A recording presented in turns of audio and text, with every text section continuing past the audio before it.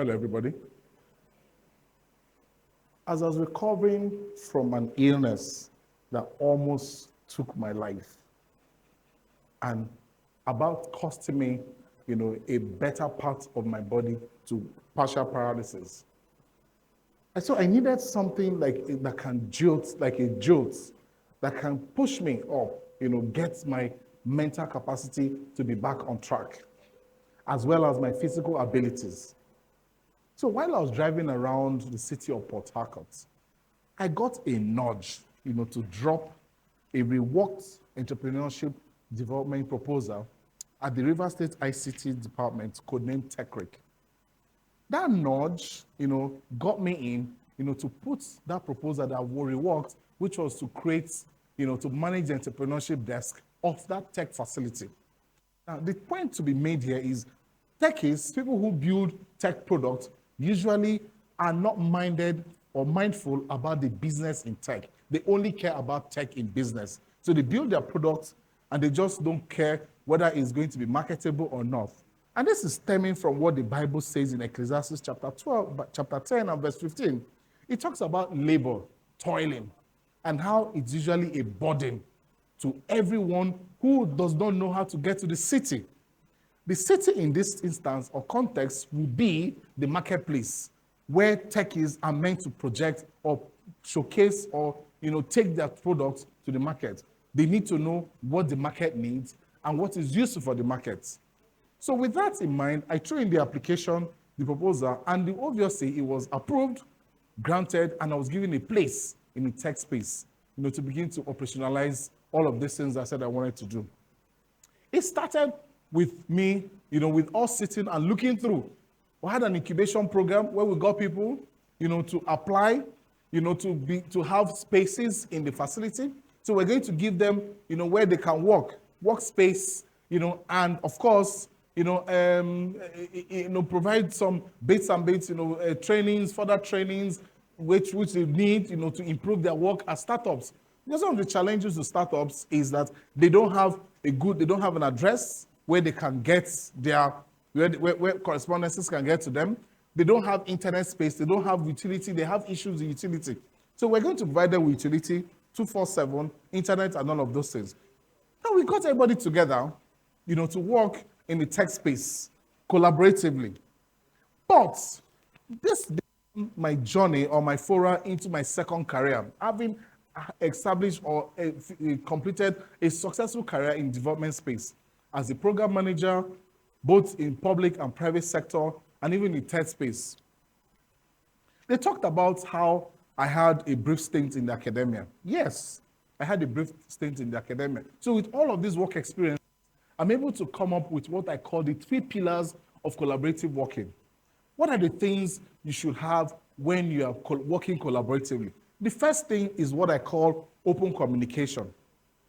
Open communication refers to you being able to share ideas, share whatever it is that you're working with, who the people you're working with, and of course, have a clear mandate, task and targets clearly pushed out to everybody's understanding. And then lastly, your roles and responsibilities are clearly itemized and listed, making sure that you have people who are responsible for each thing at every point in time. Now, in my previous work life, the responsibility there is for you to be held accountable.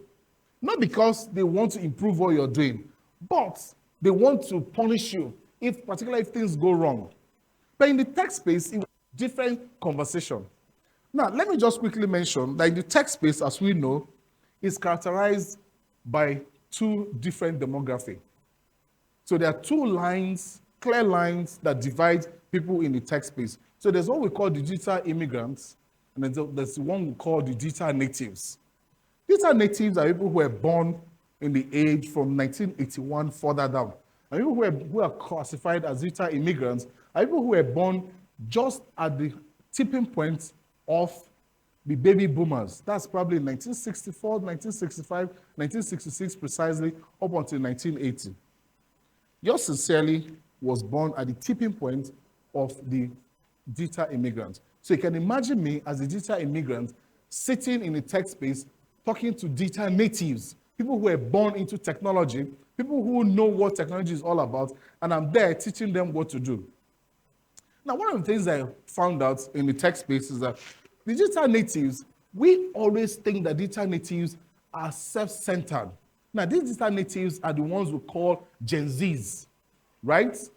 They are Gen Zs who will always think that they are self-centered. They will not want to do anything because anything that doesn't interest them, that doesn't please them, that doesn't benefit them. But in actual sense, the University of California, Berkeley, the research institute, in their research on cultural evolution, measuring generational values, came up to say that digital natives or Gen Zs are actually people who are not really self-centered. They're egalitarian. They have the consciousness of equality. They want to see that people have equal access. People actually get right to the things that they want. They have that mindset of everybody is equal. We're all the same.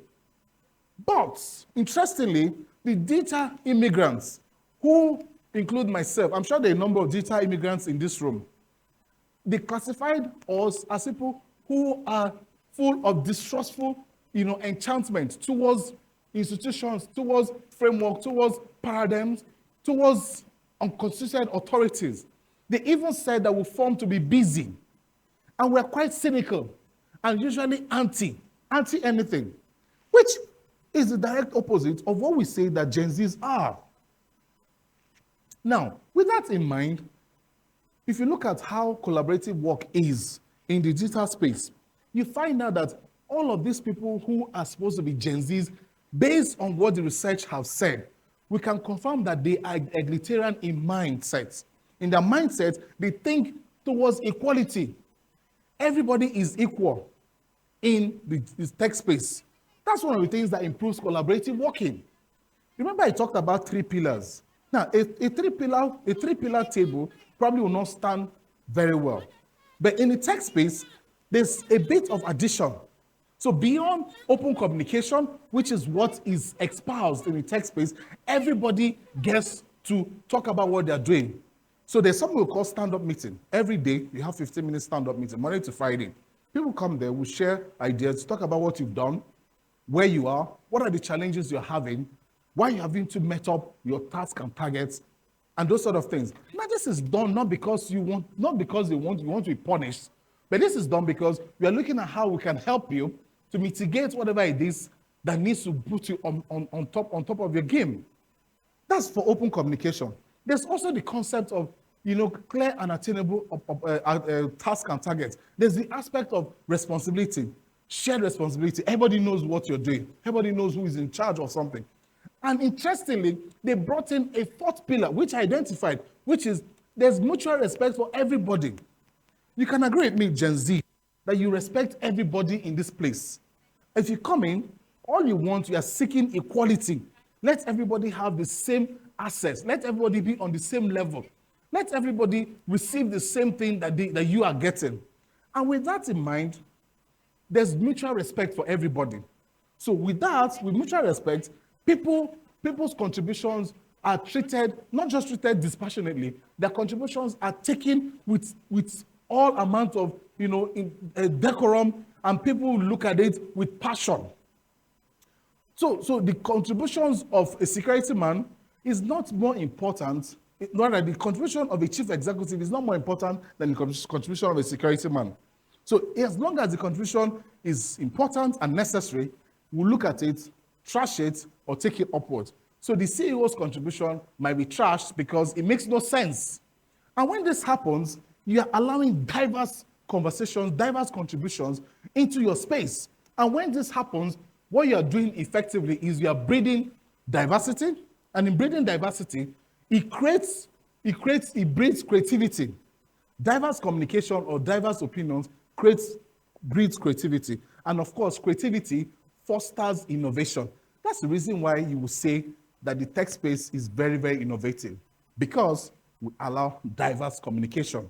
Diverse contributions are brought up to the table.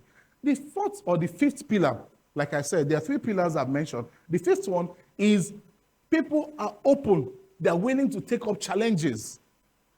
They are willing to take up new challenges, opportunities as they come. In fact, people will make contributions that will allow opportunities, will create opportunities for heavier and stronger challenges, stiffer challenges, for them to be able to take it up on board. In doing this, what they do is they go back and begin to build their selves, build their capacity. Because that's why you find that there's quite a lot of certifications. People are pushing up, showcasing, highlighting different certifications which they've acquired from their own personal capacity building. This is the fifth pillar. So this is just sort of things that actually fosters innovation, that makes sure that innovation in the tech space is, of course, collaboration is heavy. So everybody works with everybody. Now, let me give you some ideas of some of the things that we've been doing in our own tech space. We work collaboratively, to come up with different products. There's a Tecky application that you talked about. I don't know if you guys have a smartphone. Please, can you bring out your smartphone and quickly go to Tecky? It's called Tecky, T-E-C-K-Y. Tecky, T-E-C-K-Y. So you go to the Tecky, TheTecky.com. It's an application that allows newbies, people who are trying to pivot into the tech space. Of course, when people get into a new place, they have difficulties with how to do it, where to go, what to do, and those kind of things. Tecky will guide you and take you by the hand, more like, and show you what to do. Because a number of times people come into the tech space and they just don't know what tech skill they want to undertake. Yeah? But with Tecky, it gives you two things. So when you log on to Tecky.com, the Tecky.com, you see lots of responses that you're meant to rank from 1 to 5. And in the ranking of those responses of 1 to 5, it assesses your passion. It looks at your motivation. It looks at your abilities. It looks at your capacity to deliver. And then it will then tell you, within a few seconds, you send a mail to your email address that you've already imputed at the start of your interaction with the application. It will tell you whether you're going to be successful in the tech space. That's the first thing it will tell you. Now, why will it do that? The tech space is a space that requires loads of man hours, loads of commitment to man hours, just like money.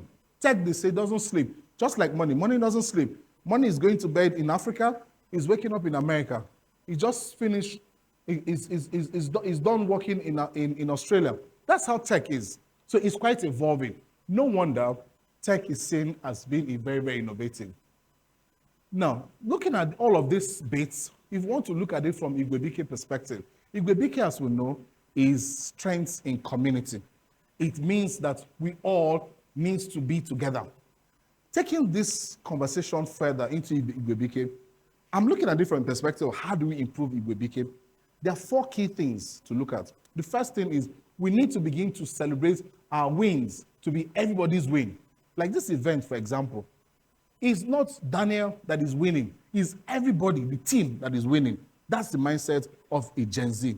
The second win will be that everybody's contribution is respected, valued, taken into consideration, not because he's the richest guy, not because he's the biggest boy, not because he's the main person, but because he's valued dispassionately. It's a thing that needs to work, that will contribute, massively beyond the whole conversation that we have here. Now, the point to be made here is divergence. We need to be divergent in all that we're doing, because diverseness breeds divergence. And divergence is what takes you to become a futuristic. For you to be futuristic, in your, yeah? So in all of this in Igwebike, these are 2 key things that we need to take on board. The first one, as I mentioned, the second one I already mentioned. The third thing is we need to get to the point where people goals are clearly spelled out, responsibilities are clearly spelled out and given out to people. And lastly, people should be flexible to unlearn, learn, and relearn. Unlearn old ways, old habits, learn new ways, new things that will change our conversation, and of course, relearn new things and learn new things that will help us to improve Igwebike. Before I close, I'll just quickly take into consideration, I'll talk about Henry Ford, who is the founder of Ford Motors, a celebrated American entrepreneur. We all know Ford Motors. He said, when everybody go work together, I quote his quote, he said, when everybody work together, success itself will take care of itself. So in Igwebike, if we carry everybody along, success will take care of itself.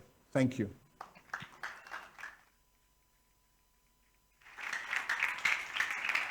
Thank you very much.